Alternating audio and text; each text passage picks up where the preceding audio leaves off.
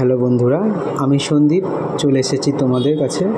আজকের দিনটা তোমরা সবাই জানো আমার কাছে খুব স্পেশাল। সকালে জন্মদিনটা সেলিব্রেশন হলো সারপ্রাইজলি, কিন্তু স্কুলে এসে আমি ভাবতে পারিনি আজকের আমার এত বছরের স্কুলের জার্নিতেই প্রথমবার হলো। কারণ স্টুডেন্ট আর টিচার সম্পর্কটা খুবই মিষ্টি মধুর। কখনোই আমার এদের সাথে কোনো রকম রাগারাগি বা বকাবকি হয়নি। আমি যখন বকি এরা পড়াশোনা করে, যখন আমি একটু লাইটলি কথা বলি তখন এরা বলে স্যার আজকের পড়াশোনা করব না, আজকের একটু গল্প শোনান। তা আজকের আমি হয়েছি স্টুডেন্ট, এরা হয়েছে শিক্ষক। আজকের বলল স্যার, আমরা পড়ার ফাঁকে হঠাৎ করে বলে উঠলো আমাকে স্যার একটু ওয়াশরুমে যাব। ওয়াশরুমে যাওয়ার বাহানা করে যে এর আগে থেকে সমস্ত কিছু অ্যারেঞ্জমেন্ট করে রেখেছে সেটুকু আমার ধারণায় ছিল না, তাই আজকের আর কিছু বললাম না।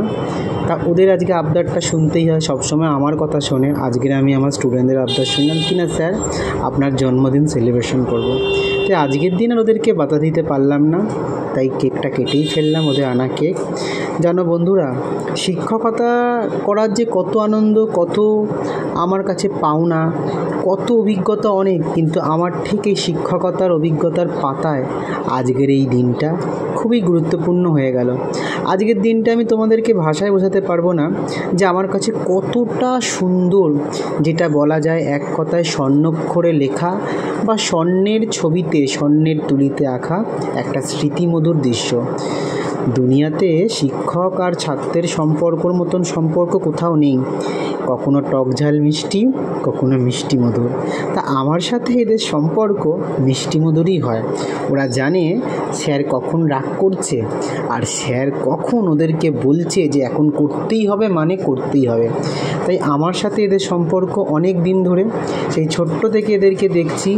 এবার এরাও এদের এইচএস দিয়ে আবার চলে যাবে। শিক্ষকতা জীবনটা বন্ধু এরকমই, ঠিক পাখির দলের মতন বাচ্চারা আসে, আবার বড় হয়, আবার নতুন পাখিরা যখন যারা উঠতে শেখে না স্কুলে আসে, ঠিক তেমন শিশুরা তাই ছোট একদল যায় একদল আসে। হয়তো তারা সমস্ত কিছু ভুলে যায়, কিন্তু শিক্ষকদের মনের হৃদয়ের কোণে সব কিছু